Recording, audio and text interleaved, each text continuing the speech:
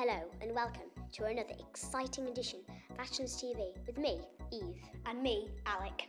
It's October 2014 and the start of a new school year here at Ashlands. Coming up in today's show, we're finding out about all the work we've been doing since we came back after the summer break.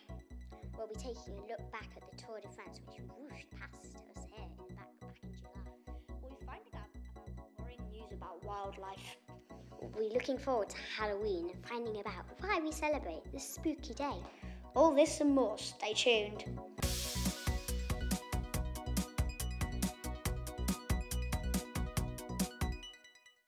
Well, it's the start of a new year here at Ashlands.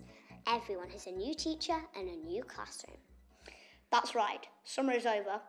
Not that you'd know, it's still pretty nice weather here in Ilkley, and everyone is hard at work on new topics and projects.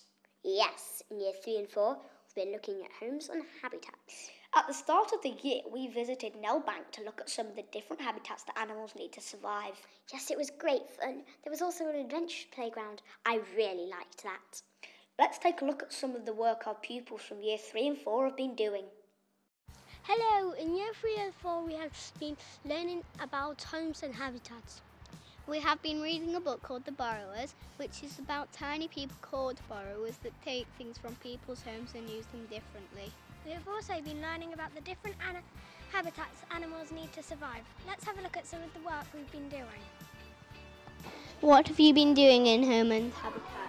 Well, we made our borrower houses with little tiny borrower people that we made out of pipe cleaners and cloth and beads. And this is my borrower house, which it's got a little table. This is the bed. So this is the lampshade. And then that's the bedside table. Well, what we've been doing is we've been doing a lot of stuff about habitats and homes as well, homes and habitats. So what's been happening is we've been making these borrowers' houses.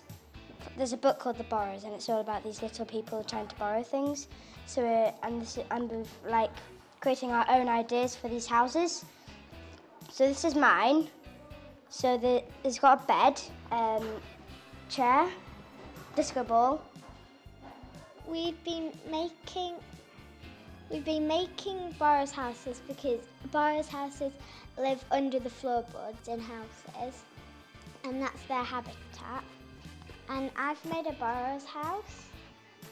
It's got 2 seats made out of cotton wool roll. It's got a table with bowls of sweets in. It's got quite a lot of pictures on the walls.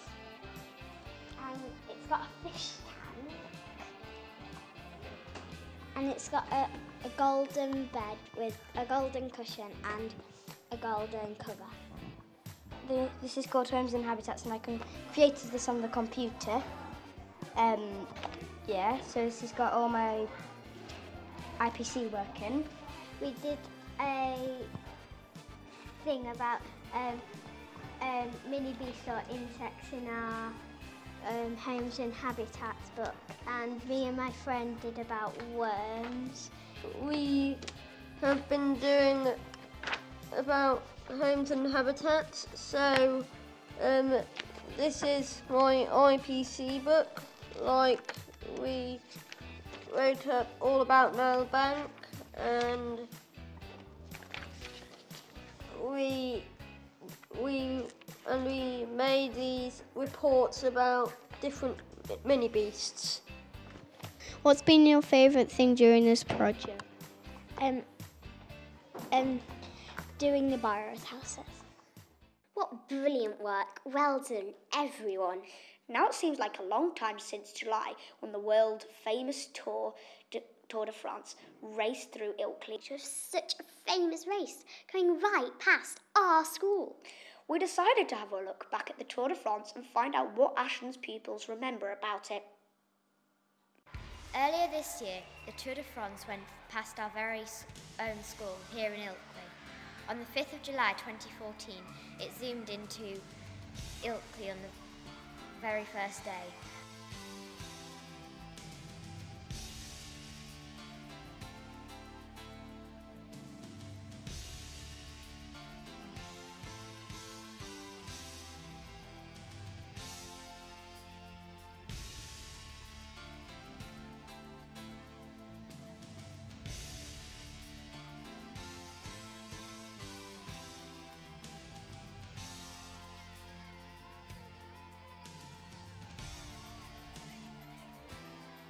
Well, my memory of the Tour de France was when I stayed in a flat that my mum and dad were doing up, and we got the best view of the Tour de France.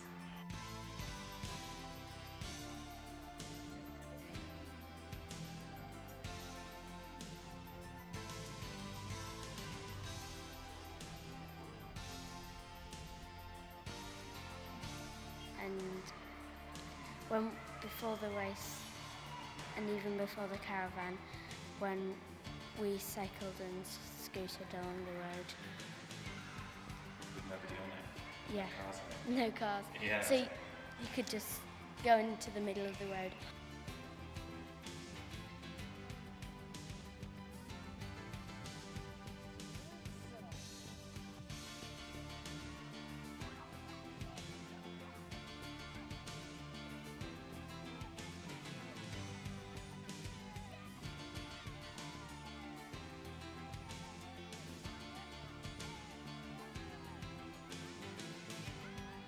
What was your favourite moment? When the bikes came past.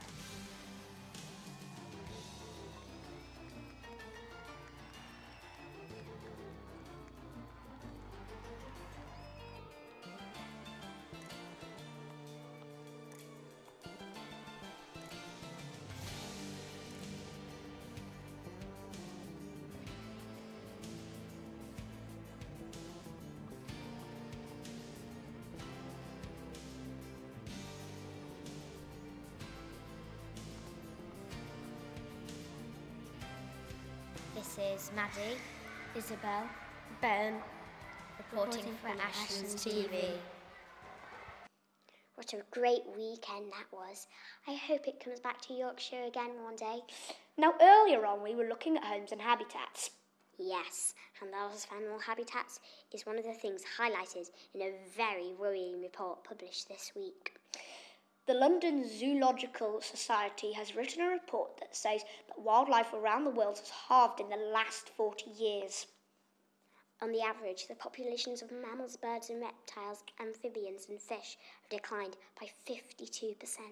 The report says that human activity around the world, like cutting down trees, fishing and using water from the rivers, has caused the loss of wildlife. And growing human populations means that habitats of animals is being used more and more for farming. This is very sad news. We decided to find out what Ashlands pupils and staff think about this and what they think could be done to make things better. Hello, this is Mia, Alec, reporting for Ashlands TV. Earlier this month, some terrible news broke about a massive drop in population of animals in our world. In fact, it is reported that the population of wildlife has dropped by around 50% in just 40 years. Now, as you can imagine, this is terrible news, but want to find out more. What do you think about the big drop in animals over the last 40 years? I think it's really sad. I don't think it was great. I don't think it's great because we need the trees to for oxygen, and it's sort of like a life cycle. So we need the animals and the plants so we can live properly. Isabel, how do you feel about the drop of animals in the last 40 years? I think it's outrageous that people should have been so careless. Have you got any favourite wild animal? I like the tiger. Do you have any favourite wild animals? I like the barn owl. How do you think about the big drop of wildlife? I don't think it's very good because we need animals. What do you think we could do about it? Well, I think we should just start caring more. And what do you think it should be done about it? Maybe open a charity or something for the animals and plants to try and stop deforestation. And what do you think we need to do to make it better? Probably make more homes for animals. What do you think we should do about it? I think hopefully that so many people know about it, they'll start to think about it more. Let's hope that more can be done to protect wildlife. Yes, it would be very sad to live in a world without all the amazing plants and animals. Now, here at Ashlands, we are very lucky to have been awarded a Gold Arts Mark for the second time. Arts marks are awarded to schools that really care about the arts. This is a great achievement, and here to tell us more is Miss Barrett. This year, our school received a Gold Arts Mark. An Arts Mark is an award that is given to schools that do particularly well in art, PE and other arts such as dance. You might be able to hear one of the PE lessons in the background. Arts Mark is available to all primary and secondary schools, but only the very best get a chance to win the special award. Everyone at Ashlands are proud to win the award, but it is all thanks to the talented students and staff for all their hard work. We hope to win the award again next year, so keep on working hard. So, why do you think we won Arts Mark this year?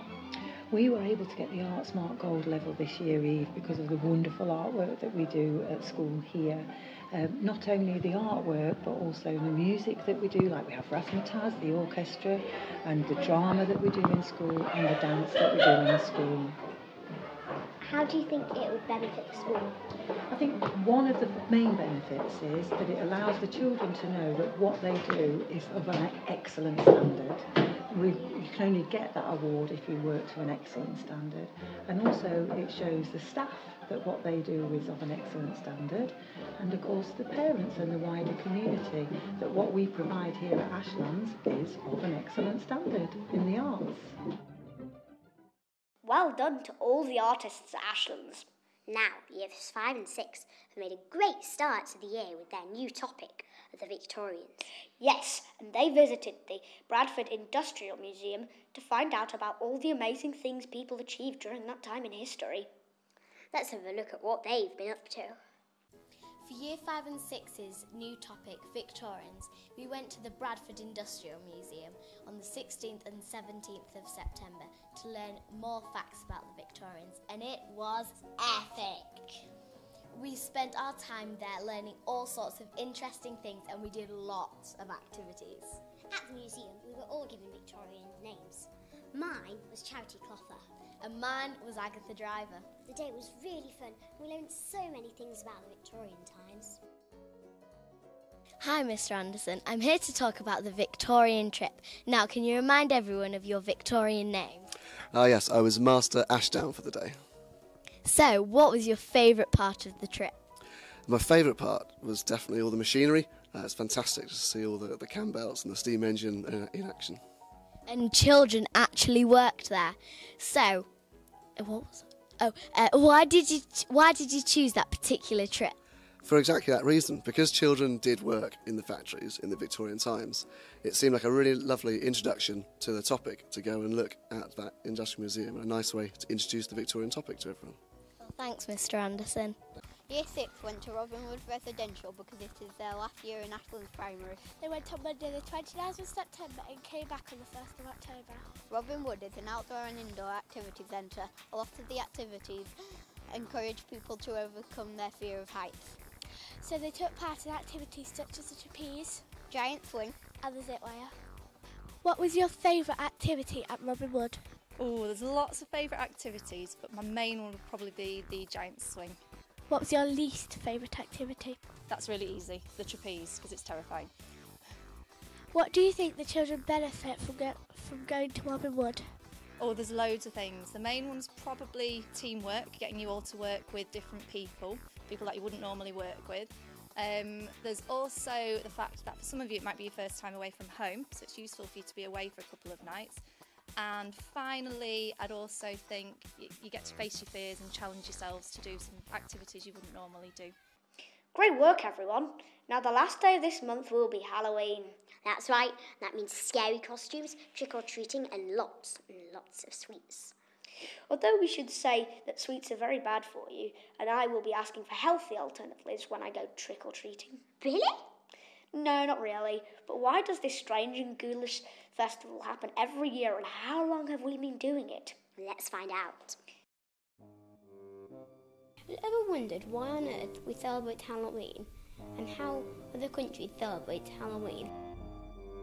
Neither the word nor the date, 31st of October, mentioned in any Anglo-Saxon text, indicating that it was an ordinary day 1,000 years ago.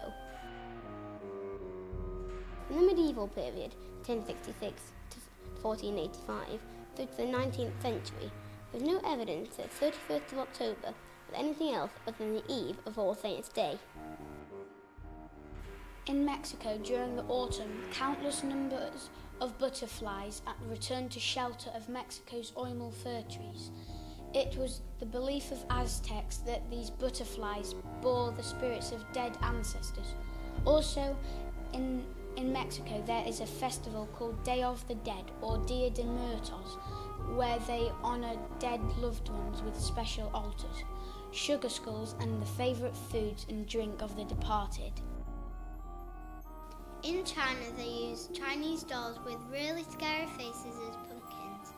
Halloween has been celebrated in one form or another for at least 1,000 years, and it is thought that it came from a pagan festival which has also been influenced by the Christian All Saint Day on the 31st of October.